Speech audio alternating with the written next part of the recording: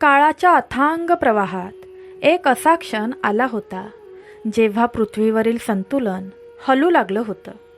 धर्म, सत्य आणि न्याय हे शब्द फक्त ग्रंथापुरते उरले होते, तर अधर्म, अन्याय आणि क्रूरता पृथ्वीवर आपले पाय घट्ट रोवून बसली होती.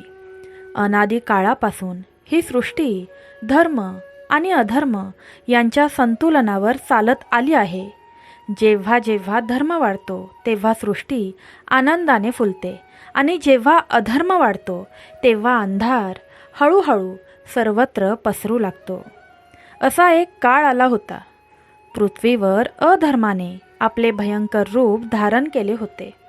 जंगलाच्या गाभाऱ्यात भीतीचा वास होता. नद्यांच्या प्रवाहातही अस्वस्थता होती आणि आकाशात एक विचित्र शांतता पसरली होती, जणू काही मोठं संकट येण्याआधीची शांतता. राक्षसांचा अत्याचार दिवसेंदिवस वाढत होता. हे फक्त युद्ध करत नव्हते, तर धर्माचं मूळच उकडून टाकण्याचा प्रयत्न करत होते. ऋषीमुनी जेव्हा यज्ञ करत तेव्हा हे राक्षस त्या यज्ञात विघ्न आणत. पवित्र वेदांचे मंत्र जेव्हा उच्चारले जात तेव्हा त्या मंत्रांचा आवाज दडपून टाकण्याचा प्रयत्न होत होता. साधूंच्या आश्रमांवर हल्ले होत होते. निरापराध लोकांवर अन्याय होत होता आणि भय इतकं वाढलं होतं की लोकांनी देवाचं नाव घेणंही कमी केलं होतं. एकेकाळी जिथे रामनाम आणि हर हर महादेव यांचा जयघोष होत होता, तिथे आता फक्त भीती आणि आक्रोश ऐकू येत होता. भक्तांनो, तुमच्या भाग्यातील मोठी गरिबी, संकटे दूर करण्यासाठी प्रेमाने आत्ताच कमेंट बॉक्समध्ये जय श्रीराम, हर हर महादेव टाईप करा. तुमच्या भाग्यातील सर्व संकटे दूर होतील. भक्तांनो, पृथ्वी माता हे सर्व सहन करत होती, पण तिचं हृदय आता वेदनेने भरून येत होतं. एक दिवस ती या साऱ्या दुःखाने व्याकुळ होऊन देवतांच्या दरबारात पोहोचली. तिचं रूप थकलेलं होतं, डोळ्यात अश्रू होते आणि आवाजात वेदना होती. तिने देवांकडे पाहत एकच विनंती केली, माझ्यावरचा हा भार आता सहन होत नाही, मला वाचवा, धर्माचं रक्षण करा. देवता हे दृश्य पाहून स्तब्ध झाल्या. इंद्र, वरुण, अग्नी सर्वांच्या चेहऱ्यावर चिंता स्पष्ट दिसत होती, कारण त्यांनाही माहिती होतं की हा अधर्म आता त्यांच्या नियंत्रणाबाहेर गेला आहे. तेव्हा सर्व देव, ऋषी आणि गंधर्व एकत्र जमले. त्यांनी एकत्रितपणे विचार केला, या संकटातून बाहेर पडण्यासाठी आता कोणाची मदत घ्यावी. आणि शेवटी सर्वांची नजर एकाच दिशेला वळली, त्या परमशक्तीकडे, त्या अद्वितीय शक्तीकडे, जी सृष्टीची निर्मिती, पालन आणि संहार करू शकते. ते सर्वजण ध्यानमग्न झाले आणि त्यांनी संपूर्ण श्रद्धेने प्रार्थना सुरू केली. त्या प्रार्थनेत इतकी शक्ती होती की संपूर्ण सृष्टीत एक अद्भुत कंप निर्माण झाला. वारा मंद झाला, झाडांची पानं थांबली, नद्या शांत झाल्या आणि आकाश जणू स्थिर झालं. त्या दिव्य शांततेत अचानक एक तेजस्वी प्रकाश प्रकट झाला. इतका तेजस्वी की त्याने अंधार असा अंशही उरू दिला नाही. तो प्रकाश हळूहळू एका दिव्य स्वरूपात परिवर्तित झाला. तो होता भगवान शिव यांचा साक्षात्कार. त्यांच्या जटांमधून वाहणारी गंगा, कपाळावरचा अर्धचंद्र आणि डोळ्यातली अनंत शांतता, हे दृश्य इतकं दिव्य होतं की देवतांनी आपले मस्तक नमवले. पण त्या शांततेच्या मागे एक प्रचंड सामर्थ्य दडलेलं होतं. भगवान शिवांनी सर्वांकडे पाहिलं. त्यांच्या नजरेत करुणा होती, पण त्याचबरोबर एक दृढ निश्चय देखील होता. त्यांचा गंभीर गूढ आवाज संपूर्ण सृष्टीत घुमला, धर्माचा नाश कधीच होऊ शकत नाही आणि अधर्म कितीही वाढला तरीही त्याचा अंत निश्चित असतो. हे शब्द ऐकताच देवतांच्या मनात आशेचा प्रकाश उजळला. शिव पुढे म्हणाले, यावेळी सृष्टीच्या संतुलनासाठी एक विशेष शक्ती पृथ्वीवर अवतरणार आहे. ही शक्ती केवळ बलवान नसेल, तर ती बुद्धी, निष्ठा आणि भक्ती यांचा संगम असेल. देवता एकाग्रतेने ऐकत होत्या. हा अवतार माझ्या अंशातून जन्म घेईल, पण त्याचा जन्म सहज होणार नाही. त्या जन्मामागे एका स्त्रीची कठोर तपश्चर्या असेल, एका आईच्या हृदयातील प्रखर इच्छाशक्ती असेल. हे ऐकताच सगळ्यांच्या मनात कुतूहल निर्माण झालं. प्रेमळ भक्तांनो, आपल्या आईच्या रक्षणासाठी प्रेमाने कमेंट बॉक्समध्ये देवाकडे प्रार्थना करा. हे हनुमान बाबा, माझ्या आईचे रक्षण करा, श्रद्धेने टाईप करा. भक्तांनो, हे ऐकताच सगळ्यांच्या मनात कुतूहल निर्माण झालं. ती स्त्री कोण आहे? कोणत्या आईच्या पोटी जन्म घेणार आहे ही दिव्य शक्ती? शिवांच्या ओठांवर एक सूक्ष्म स्मित उमटलं. वेळ येईल तेव्हा तुम्हाला सर्व कळेल, पण लक्षात ठेवा, हा जन्म केवळ एका योद्ध्याचा नसेल. हा जन्म एका भक्ताचा असेल, जो भविष्यात परमधर्म रक्षकाच्या सेवेत स्वतःला पूर्णपणे समर्पित करेल. त्या शब्दांकडे एक अद्भुत गूढता होती. त्या क्षणापासून संपूर्ण सृष्टीत एक वेगळीच ऊर्जा निर्माण झाली. जणू प्रत्येक कण त्या दिव्य घटनेची वाट पाहत होता. वारा आता साधा नव्हता, त्यात एक संदेश होता. आकाश आता नुसतं निळं नव्हतं, ते आशेने उजळलं होतं. आणि पृथ्वी ती पुन्हा एकदा विश्वासाने भरून आली होती, कारण लवकरच जन्म घेणार होता एक असा वीर, जो केवळ शक्तीचा नव्हता, तर भक्तीचा जिवंत अवतार होता. आणि त्या दिव्य प्रवासाची सुरुवात होणार होती एका आईच्या अश्रूंमधून, तिच्या तपश्चर्येतून आणि तिच्या अखंड श्रद्धेतून. प्रेमळ भक्तांनो, आपल्या आयुष्यातील सर्व संकटे, चिंता, शत्रू, कितीही मोठा आजार, नकारात्मक शक्ती दूर करण्यासाठी आत्ताच हनुमानांचा शक्तिशाली मंत्र टाईप करा. ओम नमो हनुमते रुद्र अवताराय, सर्व शत्रू सहरणाय, सर्व रोगहराय, सर्व वशीकरणाय, रामदूताय स्वाहा. प्रेमळ भक्तांनो, हा हनुमानांचा सर्वात शक्तिशाली मंत्र आहे. बघा, तुमच्याही पाठची साडेसाती कायमची नष्ट होईल. प्रेमळ भक्तांनो, एकेकाळी स्वर्गलोकात एक अतिशय सुंदर तेजस्वी अप्सरा होती, अंजना. तिचं रूप इतकं मोहक होतं की देवताही तिच्याकडे पाहून थक्क होत. पण कधीकधी सौंदर्याबरोबर अहंकारही नकळत मनात येतो, आणि अंजना याला अपवाद नव्हती.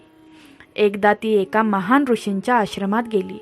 ऋषी ध्यानमग्न होते, पूर्णपणे ईश्वर चिंतनात लीन. अंजना मात्र आपल्या सौंदर्याच्या गर्वात होती. तिने नकळत त्या ऋषींच्या तपात विघ्न आणलं. क्षणात ऋषींचं ध्यान भंग झालं. त्यांनी डोळे उघडले. त्यांच्या डोळ्यात क्रोध नव्हता, पण एक गंभीरता होती. त्यांनी शांत पण कठोर आवाजात म्हटलं, तुझ्या सौंदर्याचा तुला गर्व झाला आहे, म्हणून तू पृथ्वीवर वानर रूपात जन्म घेशील. हे ऐकताच अंजना थरथरली. तिचा अहंकार क्षणात नाहीसा झाला. तिने रडत रडत ऋषींच्या चरणी मस्तक ठेवलं. माझी चूक झाली, मला क्षमा करा. ऋषींचं हृदय करुणेने भरून आलं. त्यांनी शाप शिथिल केला. तू वानर रूपात जन्म घेशील, पण तुझ्या पोटी एक दिव्य पुत्र जन्माला येईल, जो संपूर्ण सृष्टीत पूजला जाईल, आणि त्याच्या जन्मामुळे तुझं जीवन धन्य होईल. त्या शब्दांनी अंजनेच्या जीवनाला एक नवीन दिशा दिली. काळ पुढे सरकला आणि अंजना पृथ्वीवर जन्माला आली, अंजनी माता म्हणून. ती आता वानर रूपात होती, पण तिच्या मनात एकच भावना होती, माझ्या जीवनाला अर्थ मिळावा, मला असा पुत्र मिळावा जो जगासाठी काहीतरी महान कार्य करेल. अंजनी माता अतिशय साधी, पवित्र आणि भक्तिमय जीवन जगत होती. तिने संसार स्वीकारला आणि तिचा विवाह झाला पराक्रमी वानरराज केसरी यांच्याशी. केसरी अत्यंत शूर, धर्मनिष्ठ आणि प्रजेला प्रेम करणारे होते. त्यांच्या पराक्रमाच्या कथा सर्वत्र प्रसिद्ध होत्या, पण त्यांच्या आयुष्यात एक कमी होती, त्यांना अपत्य नव्हतं. अंजनी माता बाहेरून शांत दिसत होती, पण तिच्या हृदयात एक वेदना सतत जळत होती. मी आई कधी होणार? प्रत्येक वेळी ती इतर स्त्रियांना त्यांच्या मुलांसोबत पाहायची, तेव्हा तिचं मन हळवं व्हायचं. तिच्या डोळ्यात न कळत अश्रू यायचे.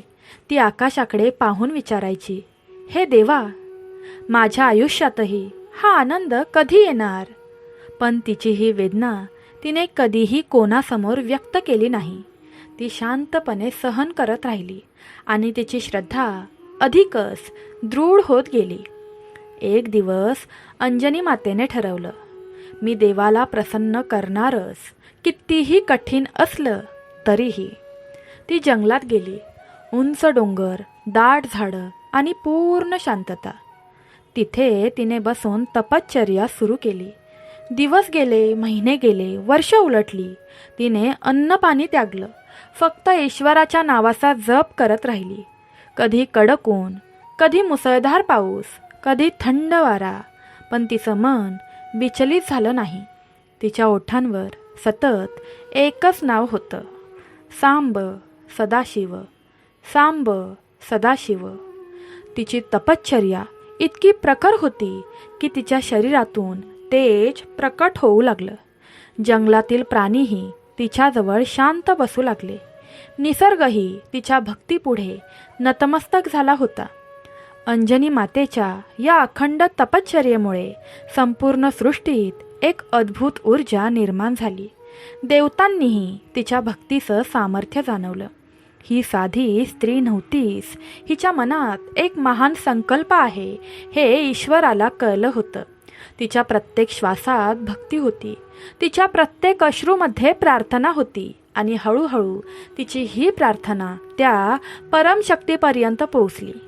त्या दिवशी जंगलात एक विलक्षण शांतता पसरली. वारा मंद झाला, आकाश उजळलं आणि एक दिव्य तेज अंजनी मातेच्या समोर प्रकट होऊ लागलं. ती क्षणभर थरथरली. तिचं हृदय वेगाने धडधडू लागलं, कारण तिच्या तपश्चर्येला उत्तर मिळणार होतं. ही केवळ एका स्त्रीची कथा नव्हती, ही होती आईच्या प्रेमाची, श्रद्धेची आणि त्यागाची शक्ती. कारण आईचं हृदय जेव्हा खऱ्या भक्तीने भरलेलं असतं, तेव्हा देवांनाही तिच्यासमोर नतमस्तक व्हायला लागतं. आणि आता त्या भक्तीचं फळ देण्यासाठी स्वतः देव पुढे येणार होते. अंजनी मातेची तपश्चर्या परमोच्च बिंदूवर पोहोचली होती. तिच्या अंगावर उपवासाची कृशता दिसत होती, पण मनातील श्रद्धा दिवसेंदिवस अधिक तेजस्वी होत गेली. तिच्या प्रत्येक श्वासात शिव शिव असा जप गुंजत होता. जणू तिचं अस्तित्वच त्या नामात विलीन झालं होतं. त्या दिवशी जंगलात काहीतरी विलक्षण घडलं. पक्ष्यांचा किलबिलाट थांबला, वाऱ्याची झुळूक स्थिर झाली आणि वातावरणात एक अद्भुत शांतता पसरली. त्या शांततेत एक तेजस्वी प्रकाश हळूहळू प्रकट होऊ लागला. अंजनी मातेने डोळे उघडले. तिचं हृदय धडधडू लागलं. तिच्यासमोर उभं होतं ते दिव्य, करुणामय आणि अनंत सामर्थ्याचं रूप भगवान शिव. त्या तेजस्वी रूपाकडे पाहून अंजनी माता पूर्णतः नम्र झाली. तिच्या डोळ्यातून अश्रू वाहू लागले. तिने थरथरत्या आवाजात मस्तक झुकवलं. त्या क्षणी तिला काहीच बोलावंसं वाटत नव्हतं, कारण तिची प्रार्थना, तिचं दुःख, तिच्या इच्छा सगळं काही त्या परमेश्वराला आधीच माहीत होतं. भगवान शिवांनी तिच्याकडे प्रेमाने पाहिलं. त्यांच्या नजरेत करुणा होती आणि त्या करुणेत एक आश्वासन दडलं होतं. त्यांनी शांत पण गंभीर स्वरात सांगितलं, तुझी तपश्चर्या व्यर्थ जाणार नाही. तुझ्या पोटी एक असा पुत्र जन्माला येईल जो माझ्याच अंशातून अवतरलेला असेल. तो अपार शक्तीचा धनी असेल, पण त्याहूनही मोठं त्याचं मन असेल. तो भक्तीचा सागर असेल आणि धर्मासाठी आपलं सर्वस्व अर्पण करेल. हे शब्द ऐकताच अंजनी मातेचं मन आनंदाने भरून आलं. तिच्या आयुष्यातील सर्व दुःख जणू त्या क्षणी विरून गेलं. तिला जाणवलं, तिच्या आयुष्याला आता खरा अर्थ मिळणार आहे. काळ पुढे सरकत गेला आणि त्या दिव्य संकल्पाची पूर्तता होण्यासाठी अनेक अदृश्य शक्ती एकत्र काम करू लागल्या. अंजनी मातेच्या आयुष्यात तिच्या पतीचं स्थान तितकंच महत्त्वाचं होतं. तिचा विवाह पराक्रमी वानरराज केसरी यांच्याशी झाला होता. केसरी अत्यंत शूर, निडर आणि धर्मनिष्ठ होते. त्यांच्या नावाचा उल्लेख होताच शत्रूंच्या मनात भीती निर्माण व्हायची. पण त्यांची खरी ओळख फक्त त्यांच्या पराक्रमात नव्हती, तर त्यांच्या धर्मनिष्ठ स्वभावात होती. ते अन्याय सहन करत नसत आणि नेहमी सत्याच्या बाजूने उभे राहत. एकदा एका भयंकर राक्षसाने ऋषींच्या आश्रमावर हल्ला केला. सर्वत्र भीती पसरली. यज्ञविधी उद्ध्वस्त होऊ लागले. त्यावेळी केसरी निर्भयपणे पुढे सरसावले. त्यांनी त्या राक्षसाशी प्रचंड युद्ध केलं. त्यांच्या प्रत्येक प्रहारात धर्माची ज्वाला होती. शेवटी त्यांनी त्या राक्षसाचा पराभव करून ऋषींना वाचवलं. ऋषींनी त्यांच्या या पराक्रमावर प्रसन्न होऊन आशीर्वाद दिला. तुझ्या वंशात एक असा पुत्र जन्माला येईल जो केवळ पराक्रमीच नव्हे तर जगाच्या कल्याणासाठी जन्म घेईल. हा आशीर्वाद जणू भविष्यातील एका महान घटनेची साहूल होती. पण या दिव्य योजनेत अजून एक शक्ती होती जी सर्वत्र असूनही अदृश्य होती. ती म्हणजे वायुदेव. वायुदेव म्हणजे प्राण, श्वास, जीवनाची अदृश्य शक्ती. ते दिसत नाहीत, पण त्यांच्याशिवाय कोणताही जीव जगू शकत नाही. भगवान शिवांच्या संकल्पाला साकार रूप देण्यासाठी वायुदेव माध्यम बनले. त्यांच्या सूक्ष्म अदृश्य स्पर्शाने अंजनी मातेच्या जीवनात एक नवीन ऊर्जा प्रवाहित होऊ लागली. अंजनी मातेला जाणवू लागलं की तिच्या आसपास काहीतरी बदलत आहे. वाऱ्याची प्रत्येक झुळूक तिच्या अंगावरून जाताना एक विलक्षण शांतता देत होती. तिच्या मनात एक अनामिक आनंद भरून येत होता. ती कधी कधी आकाशाकडे पाहून हसत असे, कारण तिच्या अंतरात्म्याला जाणवत होतं तो क्षण आता दूर नाही. ती शांतपणे आपल्या जीवनात रमली होती, पण तिच्या अंतर्मनात एक दिव्य प्रकाश जागृत झाला होता. केसरी यांचं सामर्थ्य, त्यांची निडरता, अंजनी मातेची भक्ती, तिचं समर्पण आणि वायुदेवांचा अदृश्य आशीर्वाद हे सगळं एकत्र येऊन एका महान जन्माची तयारी करत होतं. सृष्टीत प्रत्येक गोष्ट त्या क्षणाची वाट पाहत होती. वारा जणू अधिक वेगाने वाहू लागला होता. आकाश अधिक स्वच्छ दिसू लागलं होतं आणि पृथ्वी ती तर जणू आनंदाने थरथरत होती, कारण आता वेळ जवळ येत होती. एक असा बालक जन्म घेणार होता जो केवळ एका आईवडिलांचा पुत्र नव्हता, तर तो संपूर्ण सृष्टीचा आधार बनला होता. त्याच्या जन्माने अधर्म थरथरणार होता, भक्तांना आधार मिळणार होता आणि भविष्यात येणाऱ्या धर्मरक्षकाच्या सेवेसाठी एक महान शक्ती तयार होणार होती. तो येत होता हळूहळू पण निश्चितपणे, आणि त्या दिव्य आगमनाची साहूल आता प्रत्येक कणाकणाला लागली होती. अंजनी मातेच्या जीवनात आता एक विलक्षण परिवर्तन घडू लागलं होतं. तिच्या अंतर्मनात शांततेसोबतच एक अनामिक आनंद सतत जागृत होता. ती जिथे जाईल तिथे जणू प्रसन्नतेची लहर पसरत असे. केसरी देखील हा बदल अनुभवत होते. त्यांच्या मनात एक खात्री निर्माण झाली होती की काहीतरी अद्भुत घडणार आहे. एक दिवस पहाटेचा कोवळा प्रकाश हळूहळू पृथ्वीवर उतरू लागला होता. आकाश निरभ्र होतं. पक्ष्यांचा मधुर किलबिलाट सुरू होता आणि वातावरणात एक अद्भुत पवित्रता जाणवत होती. त्या दिवशी निसर्गाचा प्रत्येक कण वेगळाच भासत होता, जणू सृष्टी स्वतः एखाद्या दिव्य क्षणाची तयारी करत होती. अचानक एक हलकी पण अत्यंत सुखद वाऱ्याची झुळूक वाहू लागली. ती साधी झुळूक नव्हती, त्या स्पर्शात एक जीवनदायी ऊर्जा होती. तो स्पर्श होता वायुदेव यांचा. त्या दिवशी अंजनी माता गहन ध्यानात मग्न होती. तिचं मन पूर्णपणे ईश्वरात विलीन झालं होतं. तिच्या भोवती एक सूक्ष्म तेज पसरलं होतं आणि त्या क्षणी वायुदेवांचा दिव्य स्पर्श तिच्या जीवनात एक अदृश्य चमत्कार घडवून गेला. त्याचवेळी दूरवर एका यज्ञात देवतांना अर्पण केलेलं पवित्र हविष्य म्हणजेच प्रसाद वाऱ्याच्या वेगाने उचलला गेला आणि थेट अंजनी मातेच्या हातात येऊन पडला. हा काही योगायोग नव्हता, तो होता नियतीचा भाग, एक दिव्य संकल्प. अंजनी मातेने ते हविष्य पूर्ण श्रद्धेने स्वीकारलं. तिच्या अंतर्मनात एक गूढ शांतता उतरली. तिला जाणवलं, माझी प्रार्थना ऐकली गेली आहे. त्या दिवसापासून तिच्या शरीरात आणि मनात एक नवीन चेतना निर्माण झाली. तिच्या अंगातून एक दिव्य तेज प्रकट होऊ लागलं. केसरी यांनीही हे जाणवलं. त्यांच्या घरात आता एक पवित्र ऊर्जा बसली आहे. काळ पुढे सरकत गेला आणि तो पवित्र क्षण जवळ येऊ लागला. प्रिय भक्तांनो, आपल्या घरातील नकारात्मक शक्ती दूर होण्यासाठी आत्ताच कमेंट बॉक्समध्ये जय श्रीराम टाईप करा आणि आपलं हे चॅनल सबस्क्राईब करा. शेवटपर्यंत या कथेत राहा, कारण ही कथा तुमच्या आणि माझ्याही जीवनात भयंकर मोठा परिणाम करणार आहे. एके दिवशी निसर्गाने स्वतःचं वेगळं रूप धारण केलं. आकाशात एक विलक्षण प्रकाश पसरला.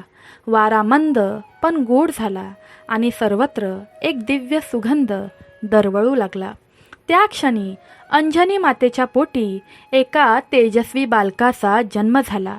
तो साधा बालक नव्हता. त्याच्या जन्माच्या क्षणीच संपूर्ण वातावरण प्रकाशाने उजळलं. जणू सूर्याचा अंश पृथ्वीवर अवतरला होता. त्याच्या अंगावर एक अद्भुत तेज होतं. डोळ्यात निरागसता आणि सामर्थ्य एकत्र दिसत होतं. हा होता भगवान शिवांच्या अंशातून जन्मलेला, वायुदेवांच्या स्पर्शाने प्राण प्राप्त केलेला, अंजनी मातेच्या भक्तीचं फळ आणि केसरी यांच्या पराक्रमाचा वारस. तो होता हनुमान. त्यांचं रूप वानरासारखं होतं. चेहरा वानरासारखा आणि शरीर अत्यंत चपळ व बलवान. त्यांच्या पाठीमागे एक लांब शेपूट होती, जे त्यांच्या शक्तीचं प्रतीक होती. हे रूप असं का? कारण त्यांच्या आईला मिळालेल्या शापामुळे तिचं वानर रूप होतं आणि त्याच रूपात त्याने जन्म घेतला. पण त्या रूपामध्येही एक दिव्यता होती, कारण हा जन्म साधा नव्हता, तर देवाच्या संकल्पातून झालेला होता. त्याच्या शेपटीत एक विलक्षण ऊर्जा होती. ती फक्त शरीराचा भाग नव्हती, तर त्याच्या सामर्थ्याचा विस्तार होती. भविष्यात हीच शेपूट त्याच्या पराक्रमाची साक्ष देणार होती. त्याच्या जन्माच्या क्षणी देवतांनी आकाशातून पुष्पवृष्टी केली. वातावरणात मंगलध्वनी घुमू लागले. ऋषींनी त्याला आशीर्वाद दिला. अंजनी मातेच्या डोळ्यात आनंदाश्रू होते. तिने आपल्या बाळाला जवळ घेतलं आणि तिचं हृदय समाधानाने भरून गेलं. केसरी यांनी त्या बालकाकडे पाहिलं आणि त्यांना जाणवलं, हा केवळ माझा पुत्र नाही, हा काहीतरी महान कार्यासाठी जन्माला आला आहे. त्या दिवशी एक नवीन युग सुरू झालं, कारण त्या छोट्या बालकात लपलेली होती अपार शक्ती, भक्तीचा महासागर आणि भविष्यातील एका महान कार्याची सुरुवात. तो बालक पुढे जाऊन केवळ राक्षसांचा नाश करणार नव्हता, तर तो भक्ती, निष्ठा आणि समर्पण याचं जिवंत उदाहरण बनणार होता. आणि त्याच्या बाललीला त्या तर अजून सुरू व्हायच्या होत्या. त्याच्या डोळ्यात आता जग पाहण्याची उत्सुकता होती. त्याच्या मनात अमर्याद ऊर्जा होती आणि लवकरच ही ऊर्जा संपूर्ण सृष्टीला चकित करून टाकणार होती. त्या तेजस्वी बालकाचा जन्म झाल्यानंतर अंजनी मातेच्या घरात आनंद, समाधान आणि एक दिव्य शांतता नांदू लागली. पण त्या लहानशा शरीरात दडलेली शक्ती किती अपार आहे याची जाणीव अजून कोणालाही नव्हती. तो बालक दिवसेंदिवस वाढू लागला. त्याच्या हालचालींमध्ये एक वेगळं चैतन्य होतं. तो इतर बालकांसारखा नव्हता. त्याच्या डोळ्यात एक विलक्षण तेज होतं. निरागसतेसोबत एक अदृश्य सामर्थ्य चमकत होतं. अंजनी माता त्याच्याकडे प्रेमाने पाहत असे. त्याला जवळ घेऊन त्याच्यावर माया करत असे. पण तिच्या मनात कधी कधी एक विचार यायचा, माझं बाळ इतकं वेगळं का वाटतंय? एके सकाळी आकाशात लालसर किरणं पसरली होती. सूर्य नुकताच उगवला होता. त्यावेळी तो छोटासा हनुमान अंगणात खेळत होता. त्याचं लक्ष अचानक आकाशाकडे गेलं. त्याला आकाशात एक तेजस्वी, गोल, लालसर वस्तू दिसली. त्याला वाटलं, किती सुंदर फळ आहे. तो निरागस होता. त्याला माहीत नव्हतं की तो सूर्य आहे. क्षणाचाही विलंब न करता त्या लहानशा बालकाने आकाशाकडे झेप घेतली. तो इतक्या वेगाने उडू लागला की वारासुद्धा त्याच्या मागे राहिला. ही साधी उडी नव्हती, ती होती त्याच्या आतल्या दिव्य शक्तीची पहिली झलक.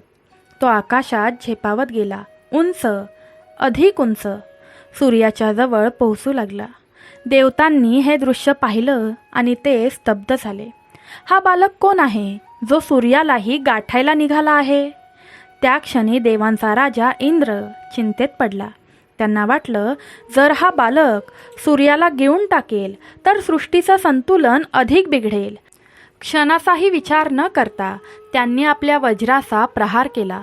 तो वज्र थेट त्या बालकावर आदळला आणि तो लहानसा हनुमान खाली कोसळला. त्याच्या हनुवटीवर जोरदार आघात झाला. तो बेशुद्ध झाला. हे दृश्य पाहून संपूर्ण सृष्टी थरथरली आणि त्या क्षणी वायुदेव क्रोधित झाले. त्यांनी आपल्या पुत्राला त्या अवस्थेत पाहिलं आणि त्यांचा संताप प्रचंड झाला. त्यांनी लगेच संपूर्ण सृष्टीतील वायू म्हणजेच प्राणवायू थांबवून टाकला. क्षणात पृथ्वीवर श्वास घेणं कठीण झालं. जीवजंतू, मानव, देव सर्वजण तडफडू लागले. सृष्टीत हाहाकार माजला. देवतांना समजलं, ही चूक झाली आहे. ते सर्व वायुदेवांकडे गेले. त्यांची समजूत काढू लागले. कृपया शांत व्हा. आम्ही या बालकाला पुन्हा जीवन देतो. एक एक देव पुढे आले. त्यांनी त्या बालकाला वरदान द्यायला सुरुवात केली.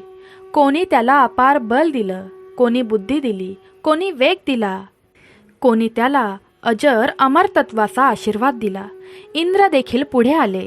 त्यांनी आपल्या चुकीची जाणीव करून घेतली आणि आशीर्वाद दिला.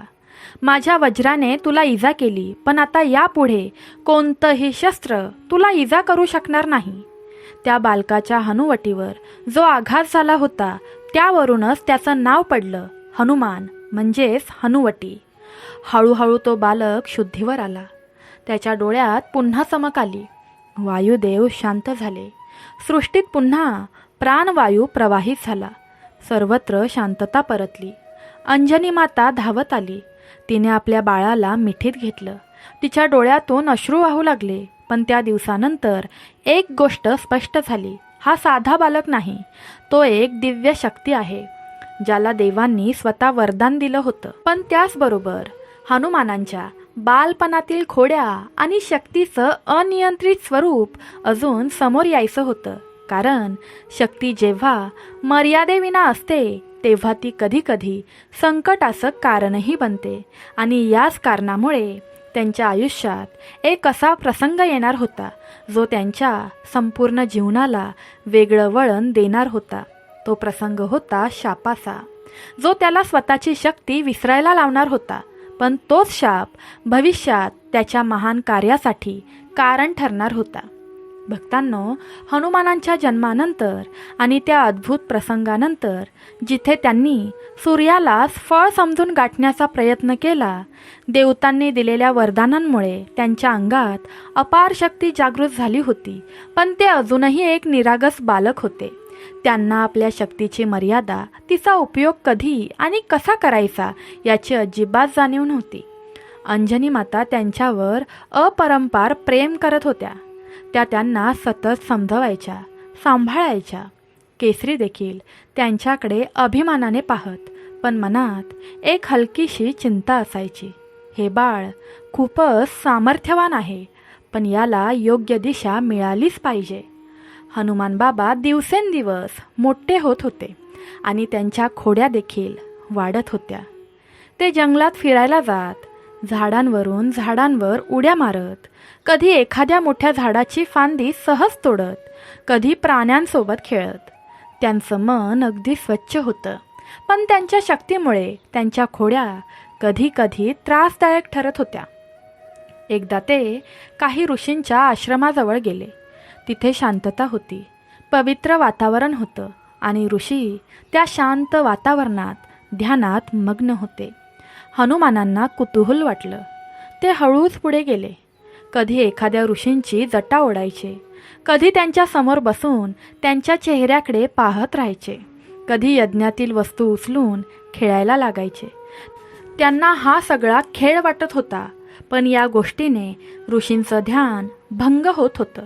अनेक वेळा त्यांनी त्यांना प्रेमाने समजावलं, बाळा असं करू नकोस, हे तपासं स्थान आहे. पण हनुमान बाबा अजून लहान होते.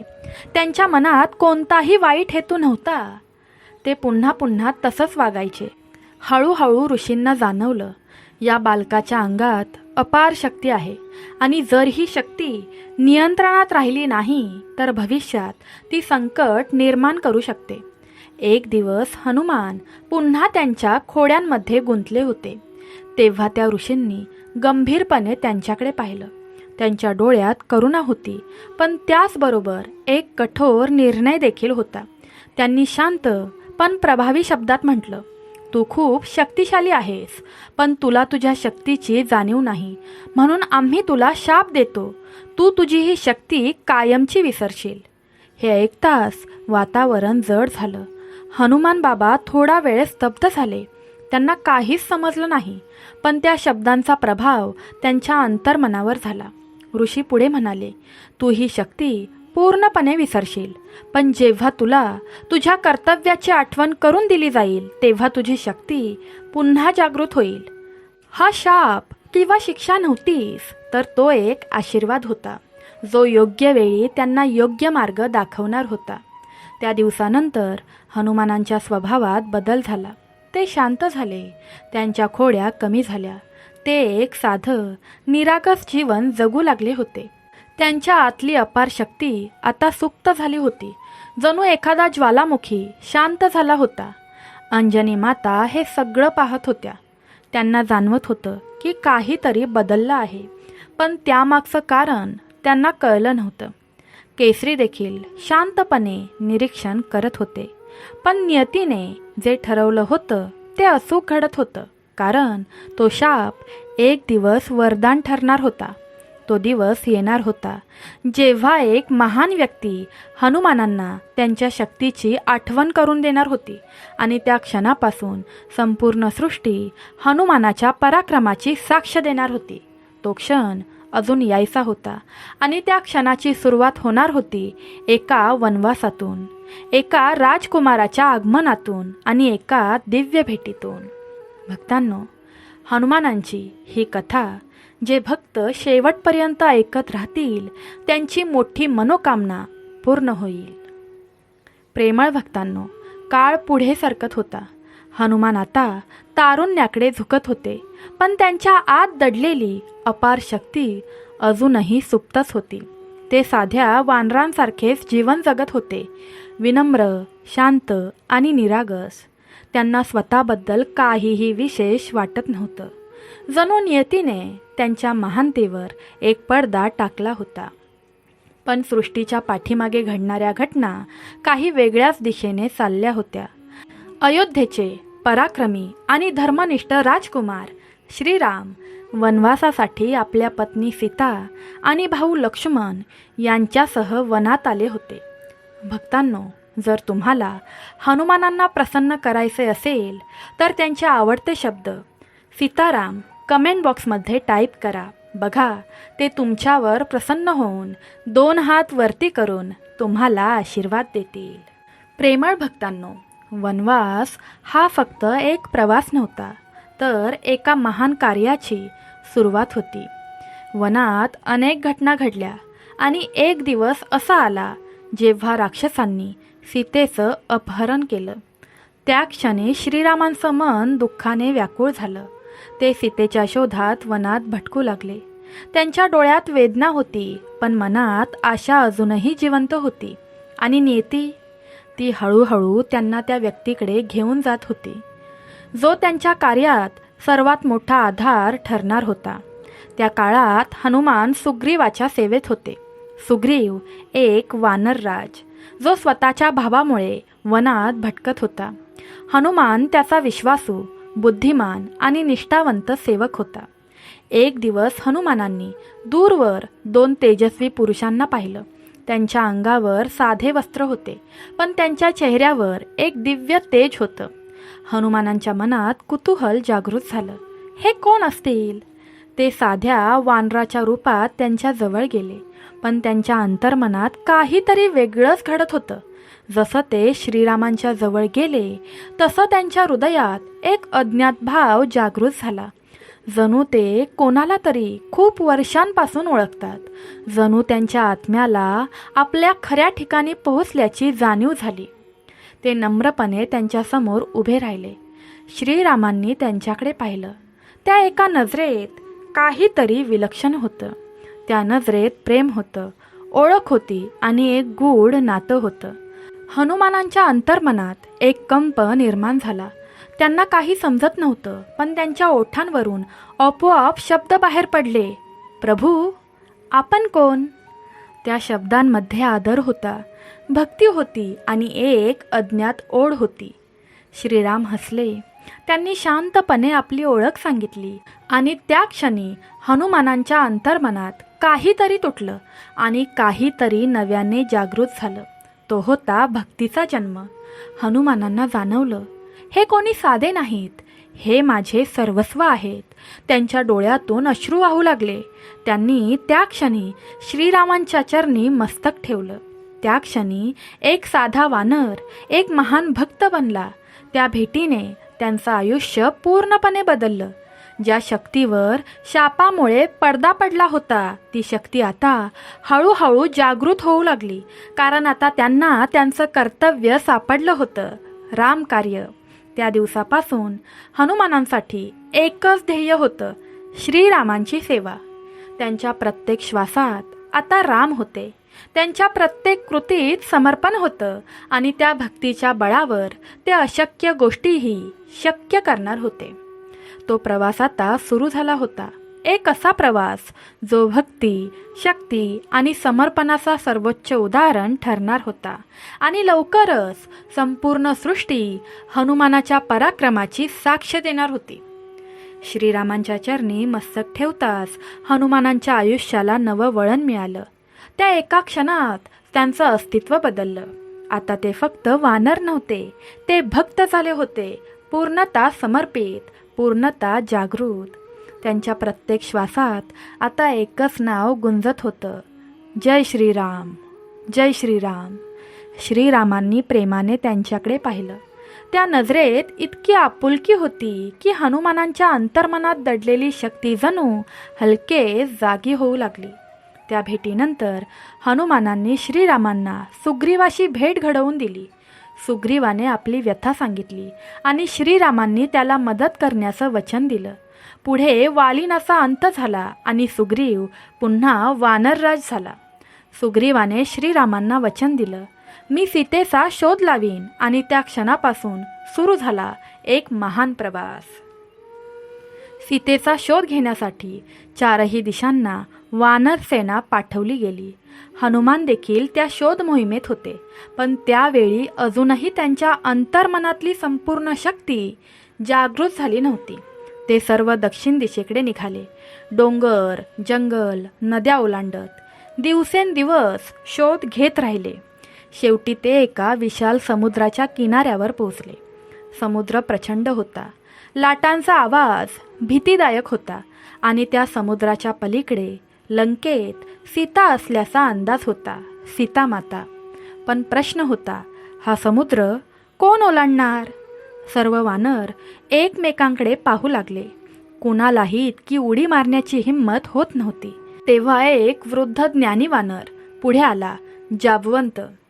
त्याने शांतपणे हनुमानांकडे पाहिलं आणि म्हणाला, तू इतका शांत का उभा आहेस? तुला तुझी शक्ती आठवत नाही का? हे शब्द ऐकताच हनुमानांच्या अंतर्मनात काहीतरी हललं. जणू वर्षानुवर्ष झोपलेली शक्ती जागी होऊ लागली. जाबवंत पुढे म्हणाला, तू तोच आहेस ज्याने बालपणी सूर्यालाही गाठण्याचा प्रयत्न केला होता. तू तोच आहेस ज्याला देवांनी अपार वरदान दिलं आहे. तू विसरला आहेस, पण तू सर्वात शक्तिशाली आहेस. हे ऐकताच हनुमानांच्या डोळ्यात तेज झळकू लागलं. त्यांना सगळं आठवू लागलं. त्यांचा भूतकाळ, त्यांची शक्ती, त्यांचा उद्देश. क्षणात त्यांचं रूप बदललं. त्यांनी आपलं विशाल रूप धारण केलं. त्यांचा आवाज गर्जना करू लागला. त्यांचं शरीर पर्वतासारखं भव्य झालं. सर्व वानर थक्क झाले. हनुमानांनी श्रीरामांचं नाव घेतलं, जय श्रीराम, आणि त्या एका घोषणेसोबत त्यांनी प्रचंड उडी मारली. ते आकाशात झेपावले, वाऱ्यापेक्षाही वेगाने. समुद्राच्या लाटा त्यांच्या खाली उसळत होत्या. आकाश त्यांच्या समोर उघडं होतं. त्यांच्या मनात एकच ध्येय होतं, सीतेचा शोध आणि रामकार्य पूर्ण करायचं. हा फक्त प्रवास नव्हता, ही होती भक्तीची शक्ती. राम नामाच्या बळावर हनुमान अशक्य गोष्टही शक्य करत होते. आणि आता त्यांच्या आयुष्यातील सर्वात मोठा पराक्रम सुरू झाला होता. समुद्र ओलांडल्यानंतर त्यांना अजून अनेक संकटांचा सामना करावा लागणार होता. पण त्यांची श्रद्धा अढळ होती. कारण ज्याच्या हृदयात राम असतात त्याच्यासाठी कोणतंही संकट मोठं नसतं. आणि आता लंकेच्या भूमीवर पाऊल ठेवताच एक नवा अध्याय सुरू होणार होता. हनुमान आकाशातून झेपावत होते. त्यांच्या वेगाने वारासुद्धा थरथरत होता. खाली अथांग समुद्र, वर अनंत प्रकाश, आणि मनात फक्त एकच ध्यास, रामकार्य पूर्ण करायचंच. प्रवास सोपा नव्हता. समुद्राच्या मध्येच एक प्रचंड अडथळा त्यांच्या मार्गात उभा राहिला. ती होती सुरसा, एक राक्षसी, जिने आपलं विशाल रूप धारण केलं आणि हनुमानांचा मार्ग अडवला. तिने गर्जना केली, देवतांनी मला आदेश दिला आहे, तुला माझ्या मुखात जावंच लागेल. हनुमान क्षणभर थांबले, पण त्यांच्या मनात भीती नव्हती. ते शांतपणे म्हणाले, मी रामकार्यासाठी निघालो आहे, मला मार्ग द्या. पण सुरसा हट्टाने उभी राहिली. तेव्हा हनुमानांनी बुद्धीचा उपयोग केला. ते अचानक आपल्या शरीराचा आकार मोठा करू लागले. सुरसानेही आपलं तोंड मोठं केलं. हनुमान अजून मोठे झाले. सुरसा देखील अजून मोठी झाली. आणि अचानक हनुमान क्षणात अतिशय लहान झाले आणि तिच्या तोंडात जाऊन लगेच बाहेर आले. ते हसत म्हणाले, मी तुझ्या मुखात गेलो, आता मला जाऊ दे. सुरसा प्रसन्न झाली. तिला समजलं, हा साधा नाही. तिने आशीर्वाद दिला, जा, तुझं कार्य पूर्ण हो. थोड्याच वेळात आणखी एक संकट आलं. समुद्रात राहणारी सिमिका नावाची राक्षसी.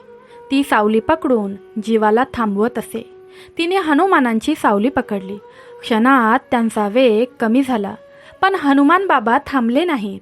ते खाली उतरले आणि प्रचंड शक्तीने त्या राक्षसीचा अंत केला. अडथळे संपले आणि त्यांच्यासमोर लंका होती.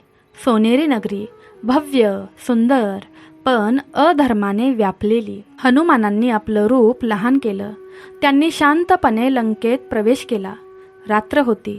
सर्वत्र शांतता पसरली होती. ते एक एक ठिकाणी शोध घेत होते. राजवाडे, बागा, महाल, पण सीतामाता कुठेच दिसत नव्हती. शेवटी ते एका अशोक वाटिकेत पोहोचले. तिथे त्यांनी एक स्त्री पाहिली. ती अश्रूंनी भरलेली, दुःखी, पण तेजस्वी. ती होती माता सीता. हनुमानांचं हृदय द्रवलं. हीच माता सीता. ते झाडावर बसून शांतपणे पाहत राहिले. रावण तिला धमकावत होता, पण सीता अढळ होती. मी फक्त रामांची आहे. हे पाहून हनुमानांच्या डोळ्यात राग आणि भक्ती दोन्ही प्रकट झाले. थोड्या वेळाने योग्य क्षण पाहून ते खाली उतरले. ते नम्रपणे म्हणाले, माते, मी रामदूत आहे. आणि त्यांनी श्रीरामांची मुद्रिका तिच्या हातात दिली. ती मुद्रिका पाहताच सीतेच्या डोळ्यात आशेचा प्रकाश चमकला. राम, तिच्या ओठांवर हे नाव आलं. तिला विश्वास बसला, माझे राम मला वाचवायला येणार आहेत. हनुमानांनी तिला धीर दिला. लवकरच प्रभू येतील. त्यांचं कार्य पूर्ण झालं होतं, पण ते इथेच थांबले नाहीत. त्यांनी ठरवलं, लंकेला रामाच्या शक्तीची जाणीव करून द्यायची. ते मुद्दाम पकडले गेले. रावणाच्या दरबारात उभे राहिले. रावण गर्वाने बोलत होता, पण हनुमान बाबा निर्भय होते. रामांचा विरोध करू नकोस, नाहीतर नाश होईल. रावणाने क्रोधाने आदेश दिला, याच्या शेपटीला आग लावा. हनुमान बाबा तरीही शांत होते. त्यांच्या शेपटीला कापड बांधलं गेलं आणि त्याला आग लावली गेली. पण त्यांना वेदना झालीच नाही, कारण ती शेपूट साधी नव्हती. ती शक्तीचं प्रतीक होती. क्षणात हनुमानांनी आपलं रूप वाढवलं आणि संपूर्ण लंका पेटवून दिली. आग चारही बाजूंनी पसरली. रावणाचं साम्राज्य थरथरलं. हे फक्त विनाशाचं रूप नव्हतं, तो होता अधर्माला दिलेला इशारा. काम पूर्ण करून हनुमान बाबा पुन्हा समुद्र ओलांडून परतले. ते भगवान श्रीरामांसमोर आले, नतमस्तक झाले. प्रभू, माता सीता सुरक्षित आहेत. हे ऐकताच श्रीरामांच्या डोळ्यात आनंदाश्रू आले. त्या क्षणी हनुमान बाबा फक्त दूत नव्हते, ते भक्तीचा सर्वोच्च आदर्श बनले होते. त्यांच्या कार्यामुळे आता युद्ध निश्चित झालं होतं आणि पुढे एक असा प्रसंग येणार होता जिथे हनुमानांची शक्ती पुन्हा एकदा संपूर्ण सृष्टीला थक्क करणार होती. तो होता संजीवनी पर्वताचा प्रसंग. लंकेत घडलेला तो भयंकर प्रसंग संपला. हनुमानांनी दिलेला इशारा आता सत्यात उतरणार होता. श्रीरामांची सेना लंकेच्या दिशेने निघाली. समुद्रावर सेतू बांधला गेला आणि अखेर त्या महान युद्धाची सुरुवात झाली. रावणाची सेना प्रचंड होती. भयंकर राक्षस, विशाल योद्धे, मायावी शक्ती, सर्व काही त्यांच्या बाजूने होतं. पण श्रीरामांच्या बाजूने होती धर्म, सत्य आणि हनुमानांसारखी अढळ भक्ती. युद्ध दिवसेंदिवस भयंकर होत गेलं. एक एक योद्धा रणांगणात उतरू लागला. अखेर तो क्षण आला जेव्हा रावणाचा पुत्र मेघनाद रणांगणात उतरला. तो अत्यंत बलवान आणि मायावी होता. त्याने लक्ष्मणावर प्रचंड शक्तीने प्रहार केला. तो बाण इतका भयंकर होता की लक्ष्मण रणांगणातच बेशुद्ध पडले. हे पाहताच संपूर्ण सेना हादरली. श्रीरामांच्या डोळ्यात वेदना दाटली. त्यांच्या हृदयाचा एक भाग जणू थांबला. लक्ष्मण, तो आवाज रणांगणात घुमला. सर्वजण चिंतेत पडले.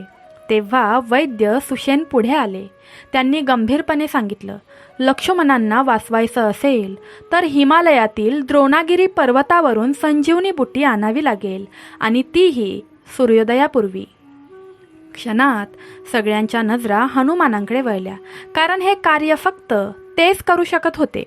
हनुमान बाबा पुढे आले. त्यांनी श्रीरामांच्या चरणी मस्तक ठेवलं. प्रभू, मी जातो. त्यांच्या आवाजात निश्चय होता, भक्ती होती आणि अपार सामर्थ्य होतं. क्षणाचाही विलंब न करता त्यांनी आकाशात झेप घेतली. रात्र गडद होती, पण त्यांच्या मनात एकच प्रकाश होता, रामनाम. ते पर्वत, नद्या, जंगलं ओलांडत वेगाने पुढे जात होते. शेवटी ते हिमालयात पोहोचले.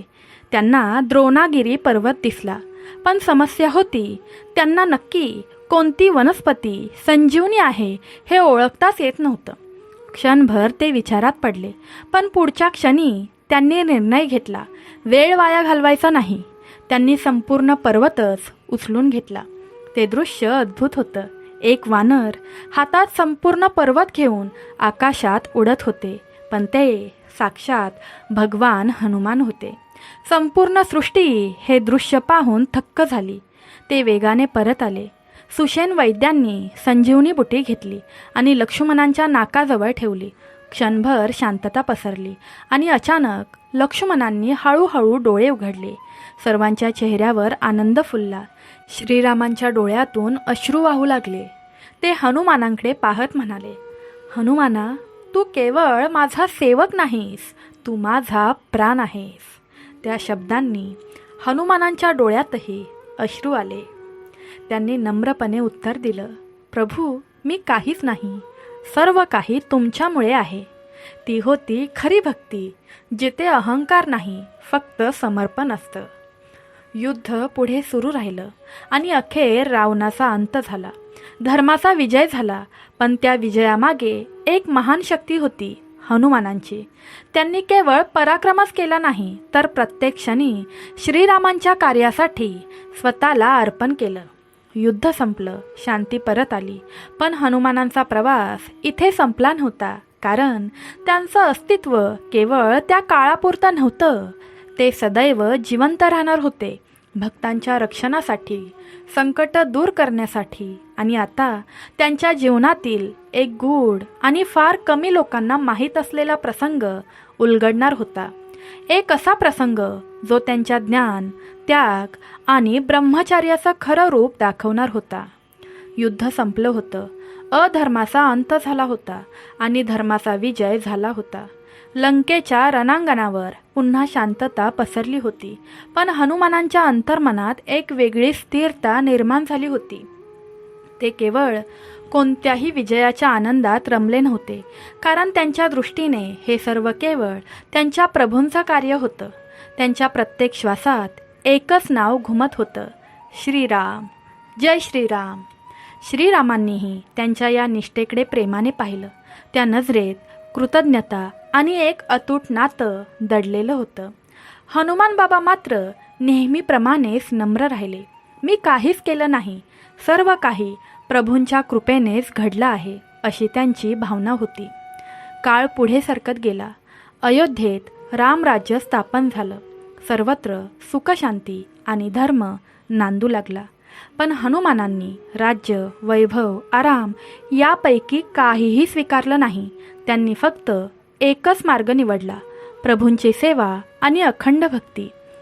ते नेहमीच श्रीरामांच्या कार्यात लीन राहिले. याच काळात त्यांच्या जीवनाशी संबंधित एक गूढ प्रसंग काही परंपरांमध्ये सांगितला जातो. हनुमानांनी सूर्यदेवांकडून सर्व वेद, शास्त्र आणि ज्ञान आत्मसात केलं. ते सूर्याच्या गतीसोबत चालत उडत शिक्षण घेत होते. त्यांची एकाग्रता आणि बुद्धिमत्ता अद्वितीय होती. काही पौराणिक कथेनुसार पूर्ण ज्ञान प्राप्त करण्यासाठी एक अट सांगितली गेली होती आणि त्या अटीनुसार सूर्यदेवांची कन्या सुवर्चला हिच्यासोबत हनुमानांचा विवाह झाल्याचा उल्लेख काही ठिकाणी आढळतो.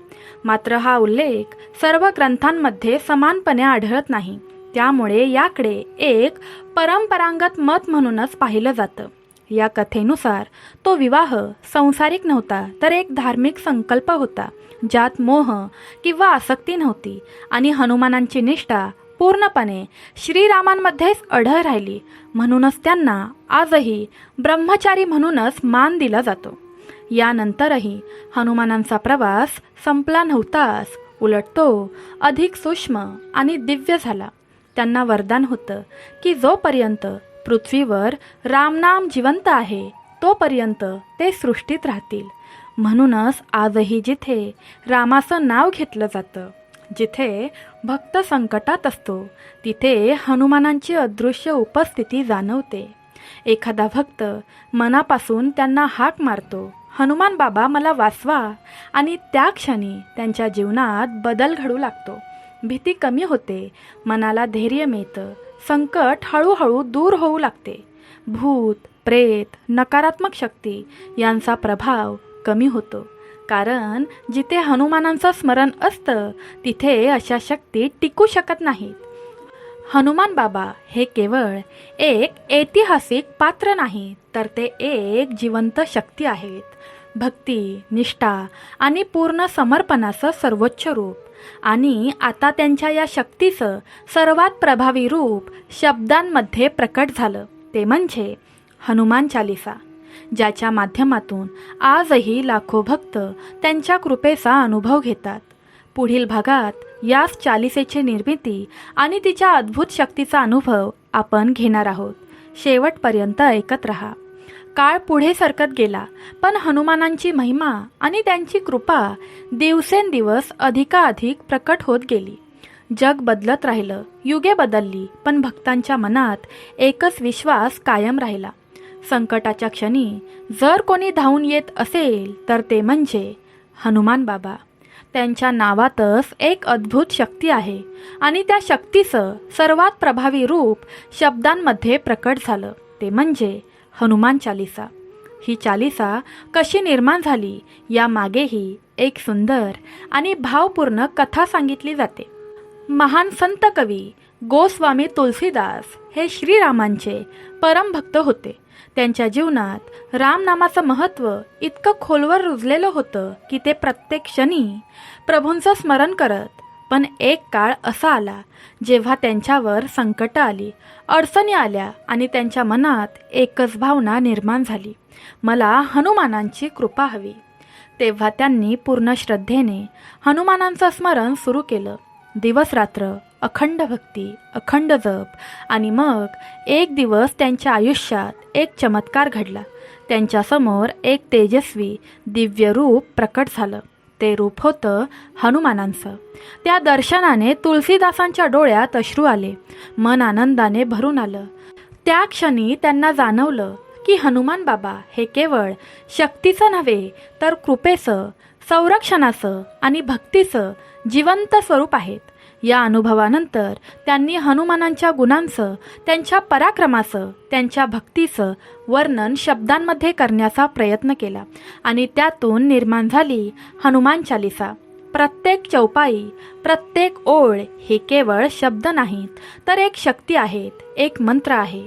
या चालिसेत हनुमानांची ताकद, बुद्धी, नम्रता आणि श्रीरामांप्रती असलेली अखंड निष्ठा याचं सुंदर वर्णन आहे. असं मानलं जातं की जो भक्त मनापासून हनुमान चालीसा पठण करतो त्याच्या जीवनातील संकट हळूहळू दूर होऊ लागतात. भीती नाहीशी होते, मन स्थिर होतं आणि आत्मविश्वास वाढतो. अनेक भक्तांचा अनुभव आहे की नकारात्मक शक्ती, भूतप्रेत यांचा प्रभाव कमी होतो आणि घरात एक सकारात्मक ऊर्जा निर्माण होते. पण यामागचं खरं रहस्य काय आहे ते म्हणजे श्रद्धा. जेव्हा भक्त पूर्ण विश्वासाने मनापासून हनुमानांचं स्मरण करतो तेव्हा त्याच्या मनातली भीती नष्ट होते आणि त्या जागी धैर्य निर्माण होतं. हनुमानांनी आपल्या संपूर्ण आयुष्यात एकच गोष्ट दाखवून दिली, खरी शक्ती ही शरीरात नसते, ती श्रद्धेत असते. त्यांनी कधीही स्वतःसाठी काहीच मागितलं नाही. त्यांनी फक्त सेवा केली, समर्पण केलं आणि प्रभूंचं नाव जपलं. म्हणूनच आजही असं म्हणतात की जिथे रामाचं नाव आहे तिथे हनुमान बाबा आहेतच. ही संपूर्ण कथा आपल्याला एकच शिकवण देते, जीवनात कितीही संकट आली, कितीही अडचणी आल्या तरी जर मनात श्रद्धा असेल, देवावर विश्वास असेल आणि हनुमानांचं स्मरण असेल, जिथे श्रीराम असेल तर कोणतंही संकट मोठं नाही. हनुमान हे केवळ देव नाहीत, ते आपल्या प्रत्येकाच्या आयुष्यातील एक शक्ती आहेत जी आपल्याला उभं राहायला, लढायला आणि जिंकायला शिकवते. म्हणूनच या हनुमान जयंतीच्या दिवशी एक छोटासा संकल्प करा. रोज काही क्षण हनुमानांचं स्मरण करा, श्रीराम जपा, हनुमान चालीसा पठण करा आणि आपल्या मनात श्रद्धा ठेवा. कारण जिथे श्रद्धा असते तिथेच चमत्कार घडतात आणि जिथे हनुमान असतात तिथेच कोणतंही संकट टिकत नाही. प्रेमळ भक्तांनो, आता आपण या कथेच्या शेवटी सर्व भक्तांच्या वतीने मनापासून एक छोटीशी प्रार्थना करूया. हे महाराज, हे परमेश्वरा, तुम्ही शक्तीचे, भक्तीचे संकटमोचक आहात. आज ही पवित्र कथा ऐकणाऱ्या प्रत्येक भक्ताच्या जीवनात कृपा करा. ज्यांच्या भाग्यात गरिबी आहे ती दूर करा. ज्यांच्या आयुष्यात संकटे आहेत ती नष्ट करा. ज्यांच्या मनात भीती आहे त्यांना धैर्य द्या. ज्यांना नकारात्मक शक्ती, वाईट विचार किंवा अडचणी त्रास देत आहेत त्यांचं रक्षण करा. हे प्रभू, प्रत्येकाच्या आयुष्यात सुखशांती आणि समाधान द्या आणि सर्वांना तुमच्या चरणी भक्ती देत रहा. सर्वांनी बोला, बजरंग बली की जय, संकट मोचन हनुमान बाबा की जय. आणि आजची ही कथा सांगताना माझ्याकडून काही शब्द चुकले असतील, काही उच्चार चुकीचे झाले असतील तर मला मोठ्या मनाने क्षमा करा. मी देखील तुमच्यातीलच एक छोटीशी भक्त आहे. जर आजची ही कथा तुमच्या मनाला थोडाही स्पर्श करून गेली असेल तर कमेंट बॉक्समध्ये नक्की लिहा, जय श्रीराम, बजरंग बली की जय, श्री स्वामी समर्थ महाराज की जय, श्री गुरुदेव दत्त, जय श्री कृष्ण, राधे राधे. ओम नमो भगवते वासुदेवाय नमः. भगवान विष्णूंच्या हृदयात वसणाऱ्या माता लक्ष्मीला प्रणाम असो. भगवान शिवाच्या हृदयात वसणाऱ्या माता पार्वतीला प्रणाम असो. आणि आपल्या या आम्ही स्वामी भक्त यूट्यूब चॅनलला सबस्क्राईब करून आपल्या या आध्यात्मिक कुटुंबाचा भाग व्हा. तसेच बाजूला दिसणाऱ्या त्या घंटीवर क्लिक करा, जेणेकरून येणारी प्रत्येक नवीन कथा, प्रत्येक चमत्कारिक अनुभव आणि संकट दूर करणारे व्हिडिओ सर्वात आधी तुमच्यापर्यंत पोहोचतील. चला तर मग पुन्हा भेटूया एका नवीन आणि दिव्य कथेसोबत. तोपर्यंत स्वतःची काळजी घ्या आणि नेहमी आनंदी राहा. नामस्मरणात राहा. जय श्रीराम. ओम नमो हनुमते नमः.